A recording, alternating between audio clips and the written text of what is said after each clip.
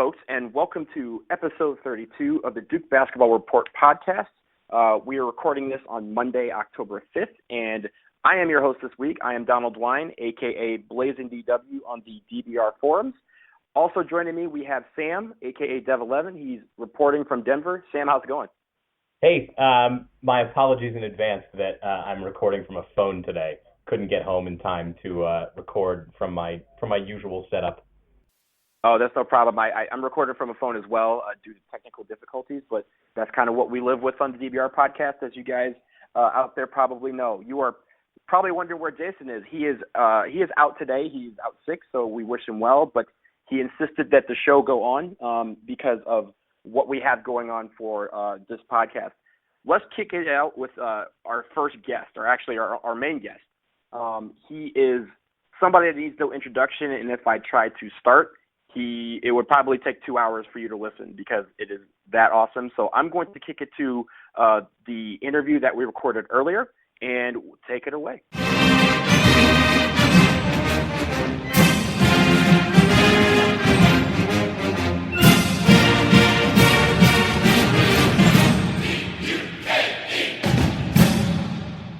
And as we highlighted in the first part of this intro, we are joined on this 32nd episode of the DBR podcast by a man who really needs no introduction. He has been covering Duke basketball for a long time, some of it with the Durham Herald, Sun.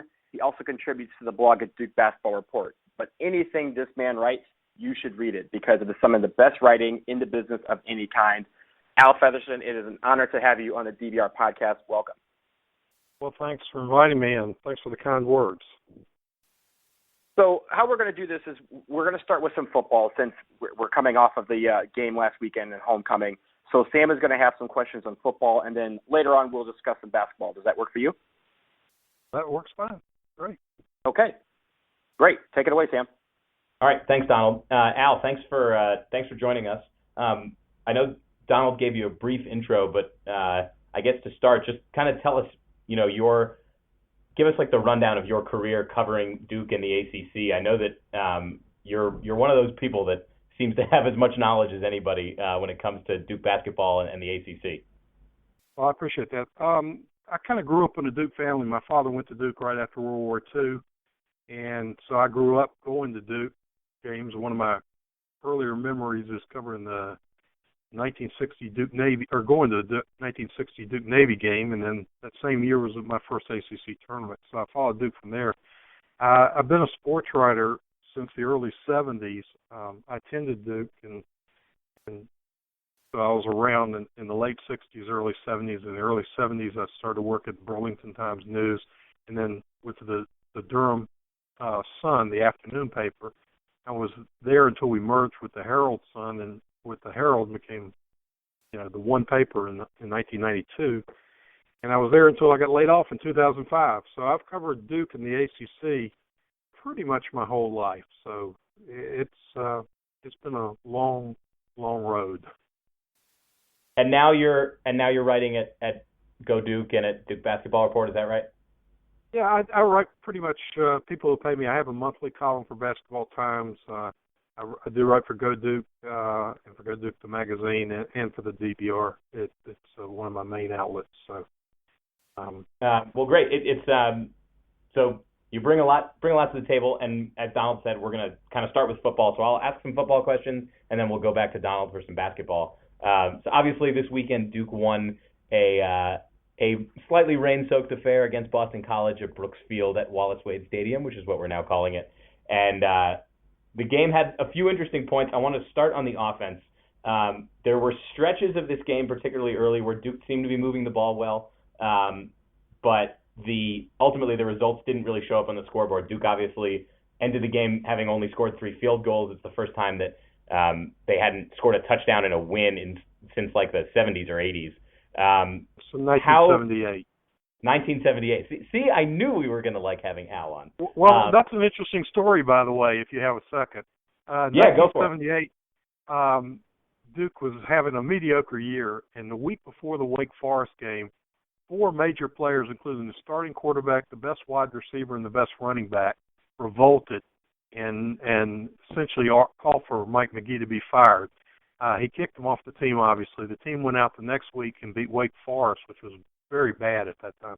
Beat them 3-0. And after the game, Mike McGee said that's one of the greatest victories in Duke history. So it's an interesting. I don't think that anyone is going to refer to the Boston College game this week as one of the best wins in program history. But it did happen. And so looking at the offense kind of in general and at quarterback Thomas Sirk specifically, where do you think Sirk is as far as, at the beginning of the season?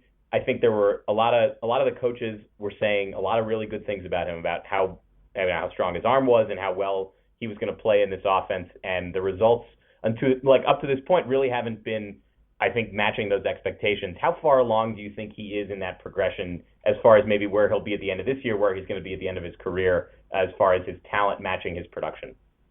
I think he's learning. He's on a learning curve, and I do think the Boston College game was his best individual performance. I mean, obviously opposed to Tulane and North Carolina Central, which were a different level of competition. But Duke has played 3 quality teams, 3 quality defenses, and I think his performance against Boston College was a big step forward from what we saw against Georgia Tech and Northwestern. For one thing, he threw the ball down the field. He averaged almost 11 yards of completion. He had 195 yards passing, which is significantly more than anybody else has had against Boston College, including Florida State, which had 119 yards passing against them. In addition to the 195 yards, he provoked 3 pass interference penalties, and what Cutcliffe said after looking at the film was he had 5 drops. So it was a really significantly advanced performance by Sirk.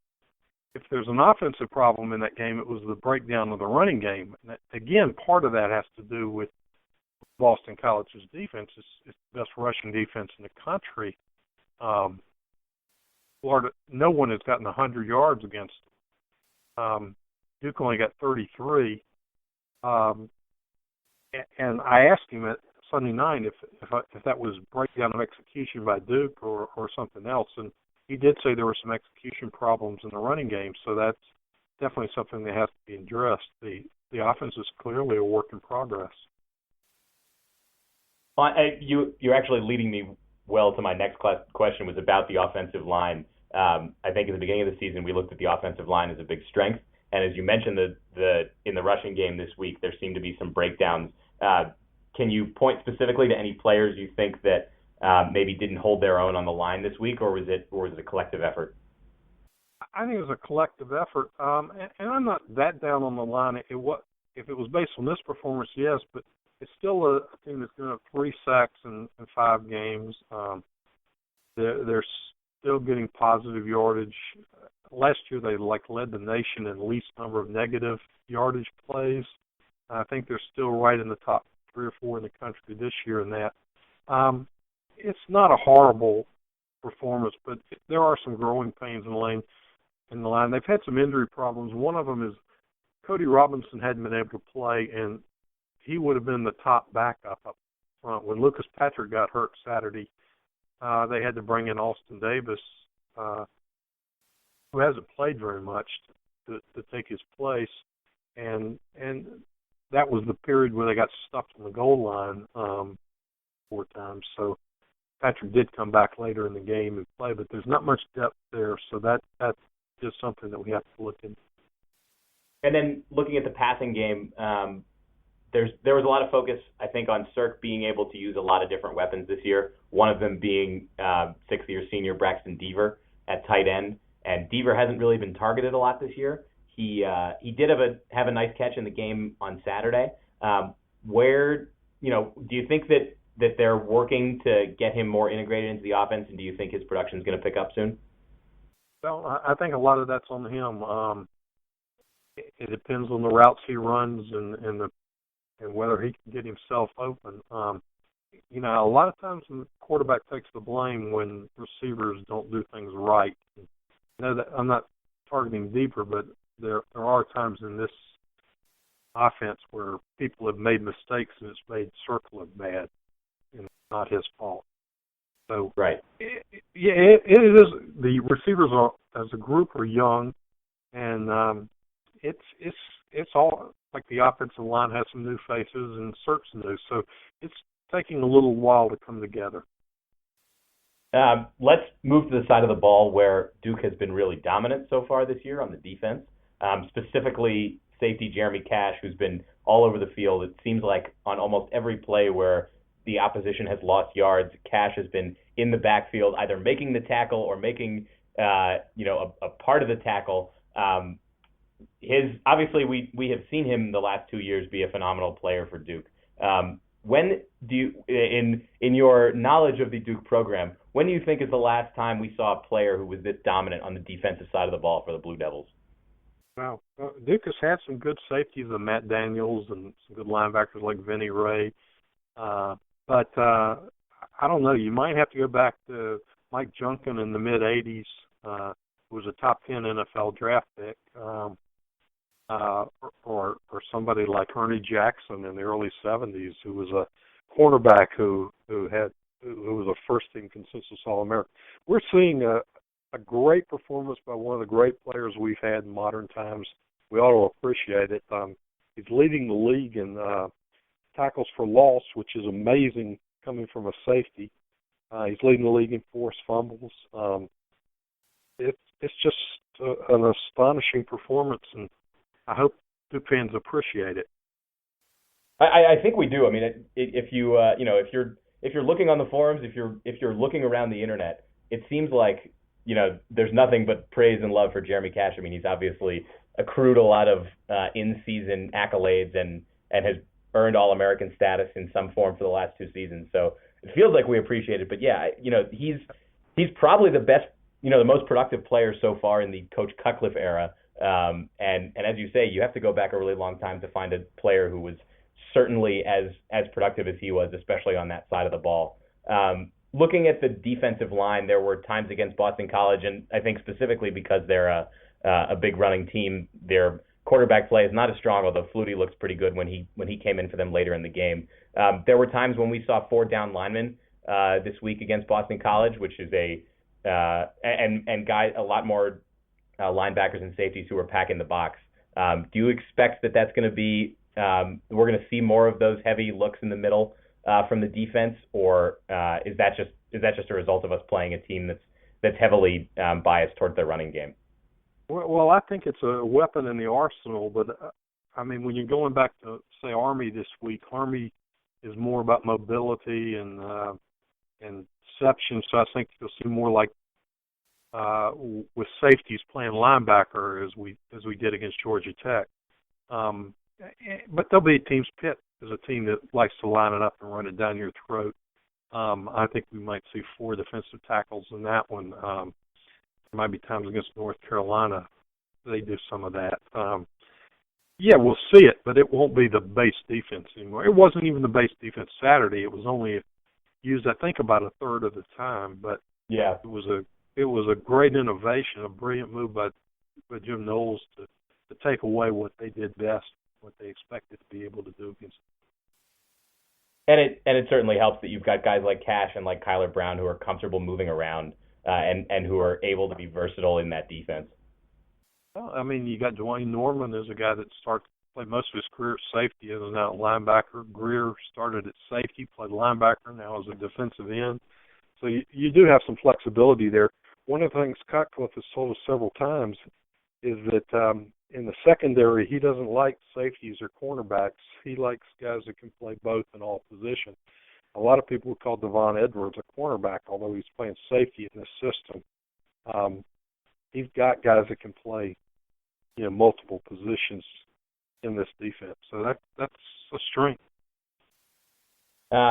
Great. So looking kind of at the team overall, I think that there was a lot of interesting speculation at the beginning of the year about how good they were going to be and sort of where their strengths and weaknesses were. We've now been through 5 games. We're about to play our 6th game of the season. We've had a couple of tough ACC games we've already gotten through in Georgia Tech and Boston College.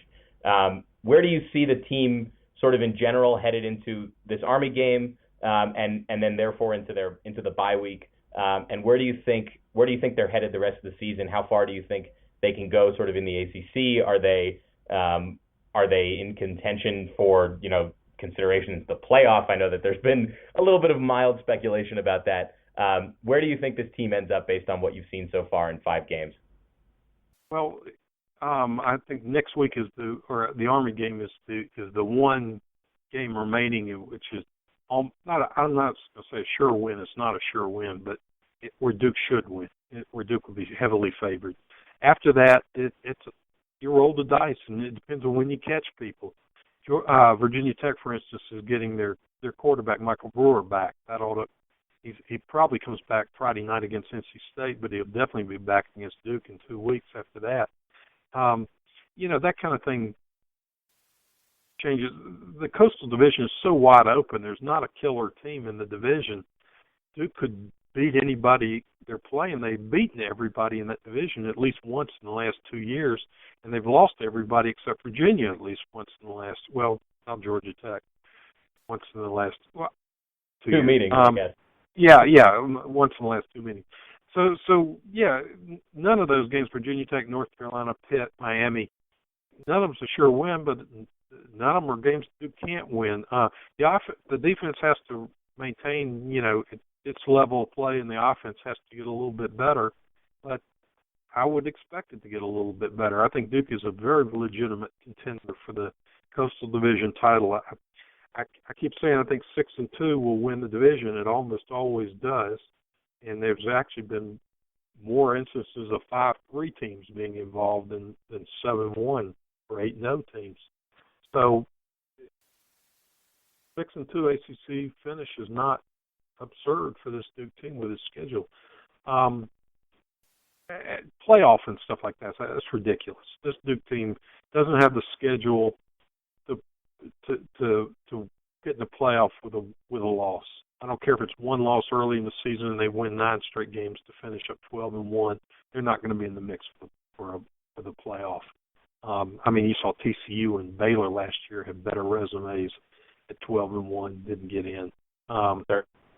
It's not going to happen this year, and that's foolishness. But to get to the ACC championship game again, I think it's not unreasonable that they would have a better chance. They weren't quite ready in 2013 to play the powerhouse that Florida State was.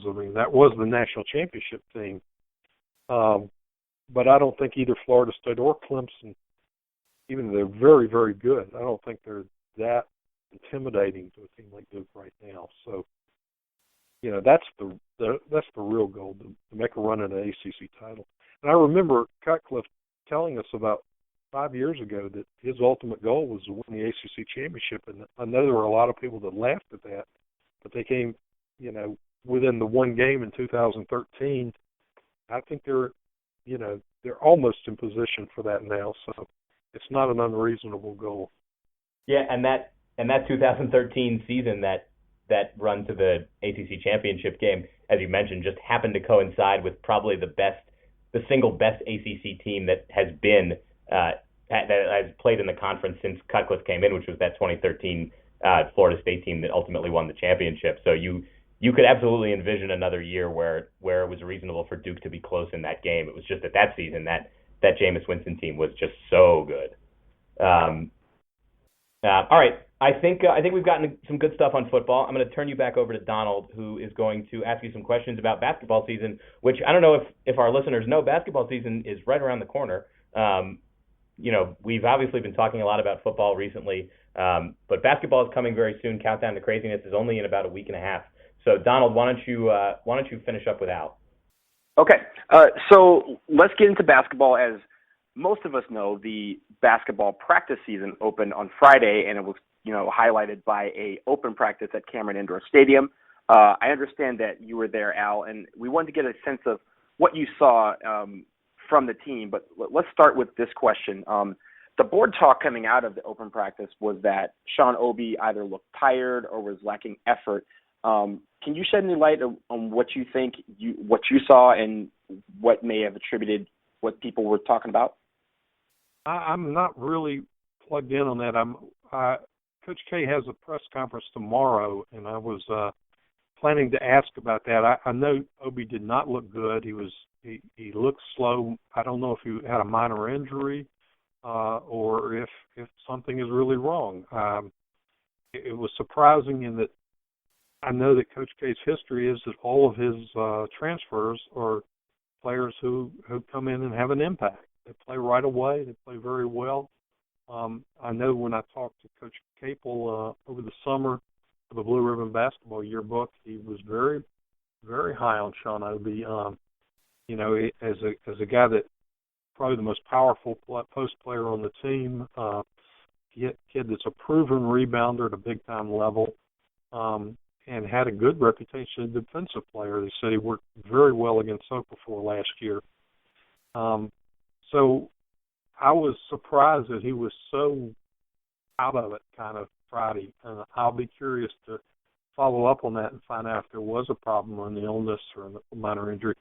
All I know is you don't make major judgments based on one practice or one game. You can be very much led astray.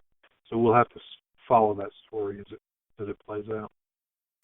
Well, that leads into my next question, and you can either take this from first impressions or from what you may see as prognosis for the team going forward.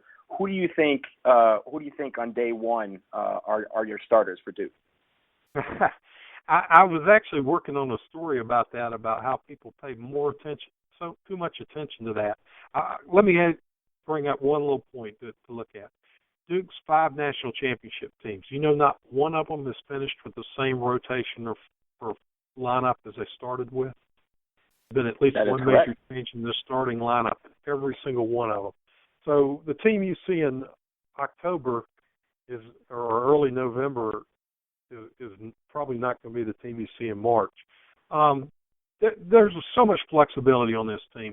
I'd be very surprised if he doesn't start with at least the 2 veterans, Matt Jones and or Grayson Allen, Matt Jones, and Emil Jefferson, the 3 veterans, and then plug in probably Brandon Ingram and Derek Thornton. But he may go with the 2 big guys.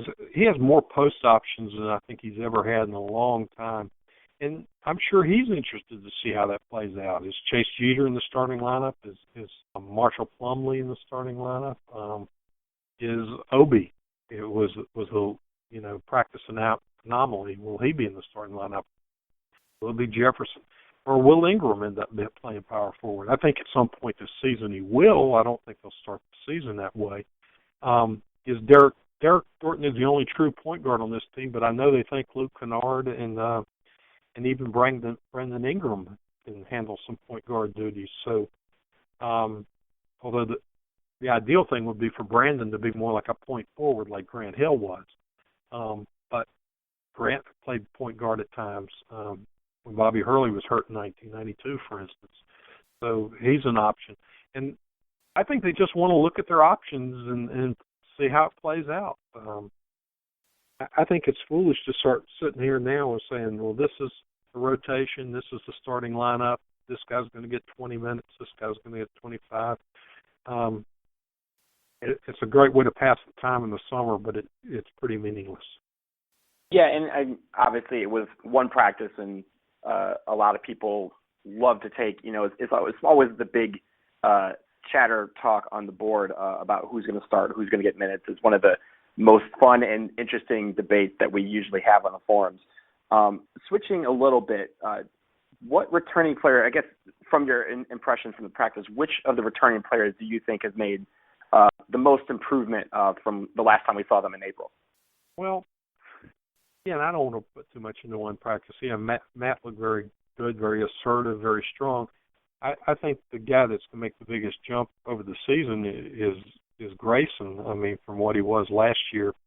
Obviously, we saw what he could be in the championship game, but I do expect him to be a major force this year. Play, if not at that level, close to it for most of the season. And on the other side, for the new guys, this is a very heralded class, and Friday, I guess, was the first time people were able to see them. But going forward, which new player do you think over the course of the season is going to make the most immediate impact, either on the team or on the fan base? Well, I think Ingram is. It's no question he's a major talent. He's a one-and-done type talent, for better or worse. He's that level of play. He's a very versatile player. He can, as I said, he could be a backup point guard. He could be the power forward at times. He's going to start off as small forward, I guess, but you're going to see him all over. He's a player. They love his ball handling and his instincts, and even though he's very thin, he's not going to push anybody around. He might slither around them, put it that way. Mm-hmm. Obviously, Derek Thornton has a key role because he's the only real point guard the only true point guard on this team. There's another story I was trying to do about how Kay has handled freshman point guards in the past and the success he's had with them. But obviously, Derek's going to be compared to the guy that had the greatest freshman point guard season anybody could have, and that's probably unfair. It's unfair to think he'll be another Tyus Jones. But, Duke has had good freshman point guards in the past, from Tommy Amaker to Bobby Hurley to Chris Duhon. I think he'll be somewhere in that mix, and that'll be something to see. He's a better athlete than Tyus. He's quick. He has vertical leap, which more than Tyus. But does he have the judgment, the leadership on the floor that I don't think I've seen many people that have had to match Tyus? Coach K had recently made some comments about changing the offensive and defensive schemes, partly in response to, as you said, a lot of these players can play multiple positions and can do a lot on the floor. What do you think is going to be his biggest challenge, and are we seeing anything that will make fans freak out as much as the zone defense did in the middle of last year? Well, that was a stopgap, by the way, and if anybody notices, they went back to the man-to-man for the NCAA tournament and played it very well. No, I think we're going to, if I could guess, and I need to see more before I know for sure, when he talks about changes, I think he's talking about playing more of a full-court game, bringing pressure more, trying to up-tempo a little more. The depth he's going to have on this team is going to allow him to do that, I think. But that would be my guess. It would be more of an up-tempo. He's never played a slow game except the last part of the 2010 season was the one walk-it-up half-court team he played. But he usually likes a fast tempo, but this might be a Roy Williams fast tempo. He did this in 98 when he had a very deep young team. He tried to play a very quick tempo and use a lot of people, and that may be what we see. I'm just guessing, but that's what I think. You don't think this includes like full court presses and stuff like that, or do you think he utilizes that a little bit more than he has in the past? I don't think it'll be 40 minutes of full court press, but I think we'll see it a lot more than we have in the past. You may see picking up three-quarters court as opposed. It's been mostly half-court pickup the last couple of years. You may see a three-quarters pickup at times, and you may see some full court pressure. All right, and we'll get you out of here with this last question and bring everything full circle. This is obviously a great time for Duke football and Duke basketball. Has Duke ever been in better shape with the two teams than it is right now? Like, it seems like the last time we were talking about both these teams being very, very good was back in the late 80s with the Spurrier teams. Yeah, well, you can go back to the early 60s when Bill Murray was winning the ACC championship in football every year and Vic Bubas was just starting to explode in basketball. But that's probably how far back you have to go to find anything like this. And I'm not even sure. Well, Bubas didn't win any national championships in basketball, but they were the two best programs in the ACC in the early 60s. You'd have to go back to that. Well, let's hope that we have some more championships on both basketball and football side going forward, hopefully this year. But I think that's all we have. Al Featherston, thank you very much. It's truly an honor to speak with you with all of that you know about Duke football and Duke basketball and just Duke sports in general. So thank you very much for coming on the podcast. I appreciate you asking me. Thank you very much. We'll do it again sometime. We'd love to.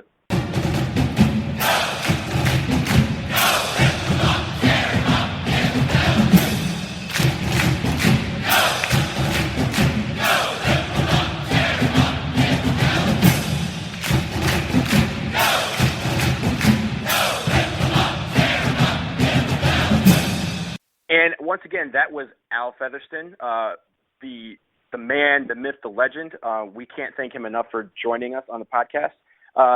Let's start with reactions first about anything, either football or basketball. Sam, what did you think of Al's words? It was great talking to him. He's, as we mentioned, he's one of the great ACC historians, and it's cool that we can ask him about, when's the last time that we had a guy like Jeremy Cash, and he can just pull up names from the 70s and 80s, guys like Mike Junkin and people like that. And I thought that was really neat. So it was cool that we had him on. I'm really hoping that we get to have him back sometime, hopefully during basketball season or maybe later in football season. We'll see what happens. But I actually thought that the coolest nuggets we got from that interview came from basketball, and there were two notes especially that got me excited. The first being when we were talking about the rotation at point guard, he mentioned that Brandon Ingram might be playing some point guard this year, and I don't know that I have seen that speculated so much, sort of around the Duke basketball media presence. Brandon Ingram was obviously recruited as like a wing player. He may be able to play some power forward.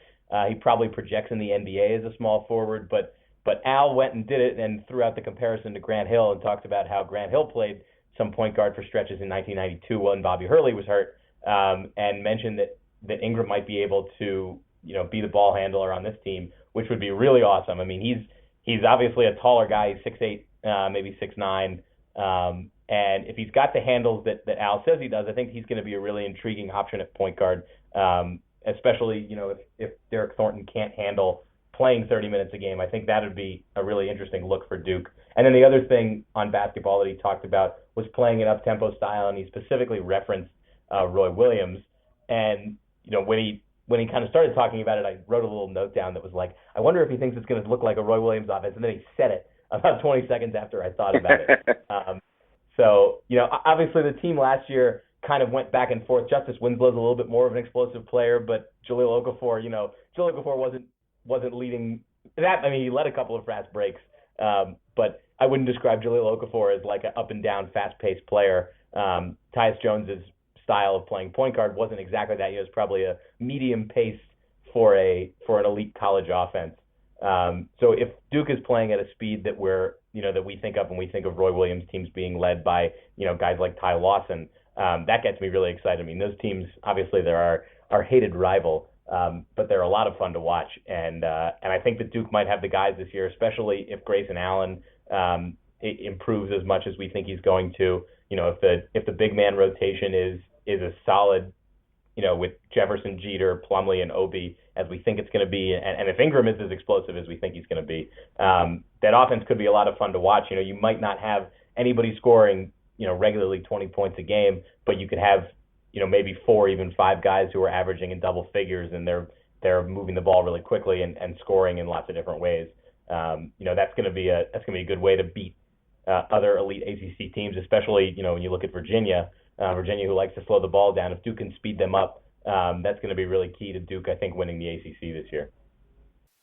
Yeah, and I focused, one of the things I took to heart definitely was the creativity of the offense in basketball and how we have multiple guys that can play multiple positions, including Ingram. And I think the one thing that we had last year, there were times where it was just Tyus on the floor with the ball, and everybody knew he had the ball, and he was going to bring it up. And even with Quinn off to the on the wing, also a capable ball handler, it was still Tyus in the end that had the ball. And I think it's going to be interesting to see, especially towards the middle of the season when we get into these late game situations where you need multiple ball handlers on the court. It's going to be good to see that we're going to have Thornton, Ingram, and even Luke Kennard or Grayson Allen that will be capable of bringing the ball up against tight pressure. So I thought that was very cool to see. And I think on the football side, just the overall optimism of the schedule, how it lays out. but still being cautiously optimistic on the offensive end of the football and how it's going to improve over the next few weeks. I think it's going to be very key for football to do that if we're going to really realize these dreams of competing for the ACC championship and beyond. So I thought that was really interesting insight from him on the football side. Yeah, and talking about the offense, I liked his answer to the question about Thomas Sirk, which was that, if you just look at the stat line without any context, Sirk only had like an okay game against Boston College. When you factor in sort of how well he's played before that and how good that Boston College defense is, I thought that Al really nailed it, that this was his best performance to date against, a really good opponent. If we're talking about BC, Georgia Tech, and Northwestern, I think that Sirk has gotten a little bit better every game, and that we're going to continue to see him get better. I think that hopefully some of those drop passes become completed passes soon. I think there are still times when Sirk probably underthrows his guys and doesn't set them up for big yards after the catch. But I liked his poise this week. I thought that he looked a lot better throwing the ball downfield and making decisions. Obviously, the running game could have been better. But I am encouraged by Sirk. And like Al said, this Army game is sort of the last one that Duke really should win. So this should be another opportunity for Sirk to take another step forward. Then they have a week off where they can retool some stuff before they really get into some of these tough ACC coastal opponents, because they got Virginia Tech and Miami and UNC. They're all coming up soon. So I look for Sirk to continue improving.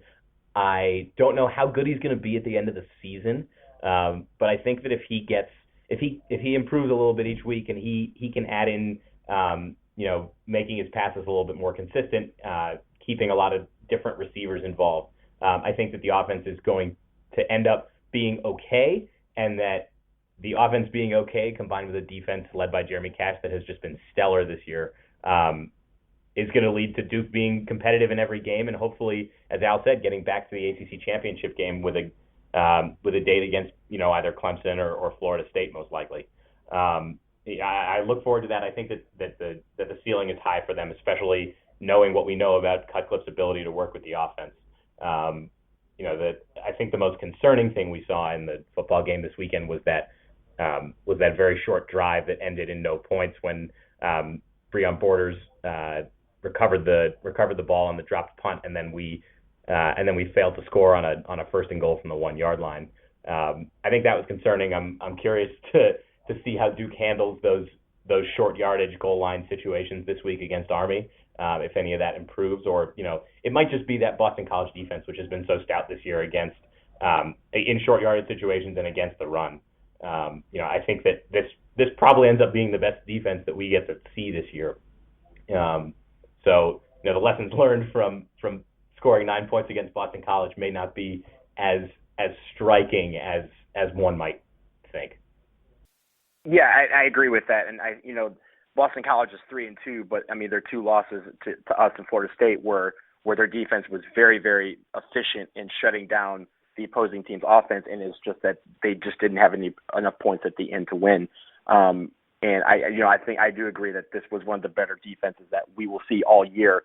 But there's obviously room for improvement on the offensive end.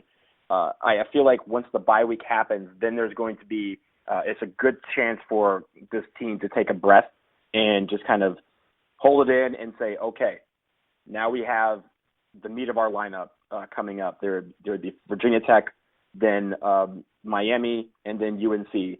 Three of the teams that at the beginning of the season, everyone was picking to win the Coastal Division, along with Georgia Tech. So if we can get through those 3 weeks, we're in great shape into final third of the season. But we want to make sure that we are all ready to go with that bye week and use that bye week efficiently to make that happen. Yeah, I wanted to go ahead. Oh, go ahead. I was going to finish by saying that I like the timing of the bye week. I think it could have been a week later, but it's good that we'll face a few different kinds of teams before the bye week. We'll get some opportunities to retool before they hit that tough part of the Coastal schedule. Having the win against Georgia Tech early is really solid for this team, and it gives them a good foundation, especially, and it puts them in a great position, obviously, to win the division. As Al said, they're probably only going to have to go 6-2 to do it, which means they're getting 4 wins the rest of the way against, Virginia Tech, Virginia, Pittsburgh, Wake Forest, North Carolina, and Miami. I think that all of those games are winnable. I don't think that Duke will win all of those games, but they're certainly winnable, and so the path to the championship seems a lot clearer now, I think, than it did a couple weeks ago for us. Yeah, and I do agree that the bye week comes at, almost the perfect time. It's right in the middle of the season. You never like it when it's too early or too late, because that's kind of how injuries kind of mount and affect the team's play. And I think it's at a perfect time where any nagging injuries or setbacks in that department can be worked out right in the middle of the season and be fresh for the stretch run. So I think we're coming up at a pretty good time. Let's shift forward for football. We kind of covered Boston College, but let's start with the game this coming weekend against Army. As you know, it's a triple option offense, I should say, similar to what we saw against Georgia Tech, where it seemed like we handled that pretty well. But what are your takeaways, or actually, let's give a preview of what you think we should expect from that game that may be similar or different to what we saw against Georgia Tech? I mean, I think that Army is going to be very similar to Georgia Tech, but with not as talented a player. The general offensive talent is not going to be as good as it was against Georgia Tech.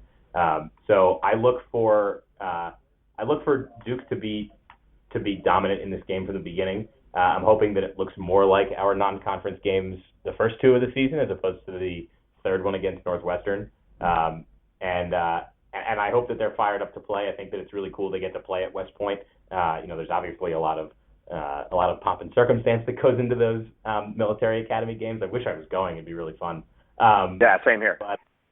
But I'm looking forward to Duke playing an efficient game. The most important thing, I think, is to see steps from the offense. I want to see them, completing longer passes to more guys. I want to see the running backs get out to the corners a little more, create yardage that they were able to do, I think, against some other opponents, and that they were really not able to do against Boston College. And then the offensive line, I think, just needs to, look a little stronger. They should do that against an Army team that is certainly not as talented on the defensive side of the ball as Northwestern, or as Boston College rather. So in general, looking for a game that Duke should hopefully be very solid in, should be able to put away early. This might be, one of the last opportunities for the team to have a big victory this year. I don't think that any of the rest of the games, maybe except for Wake Forest, are going to be easier games for this Duke team. Yeah, I like everything that you said, especially on the defensive side of slowing down the triple option. I agree that if they do what they did against Georgia Tech, we're in very good shape on defense. On offense, I'd like to see the passing game be a little bit better than it was. We had a lot of great plays, and as Cirque improves over the season, I think we'll see a lot of those big plays that are just missing, whether it's balls being dropped or short or too long passes. I think we're going to start connecting on a lot of those, and I think that's going to help us build our offense during the rest of the season, because that'll open up our running game as well. And I think that's going to be the jolt in the arm that the running game needs to maintain what it's been doing, with the exception of this past weekend. I think it's been pretty good on the season overall. So, and as we work Jill Duncan back into the offense, Sean Wilson hopefully will get more carries, and Shaq Powell continuing to handle the bulk of the offense, it seems.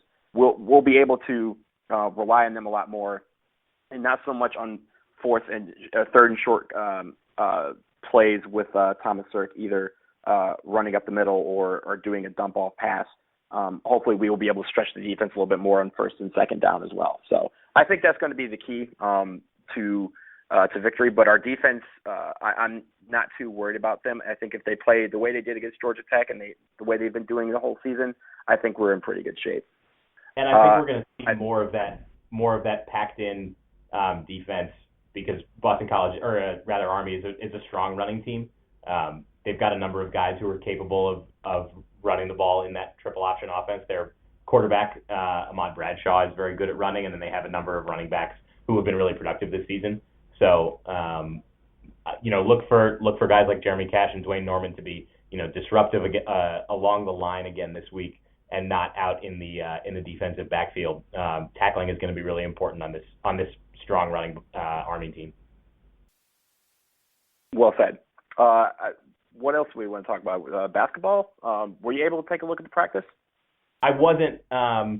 It was during the workday for me, and I live too far away to make the excuse to cut out and watch it. But I was reading everybody's reactions on the forum, and I think Al had the right idea of it on the Sean Obi thing. It's too early to tell. There's a million things that could have been wrong with him that are nothing, that'll be gone by, if not today, next week or something.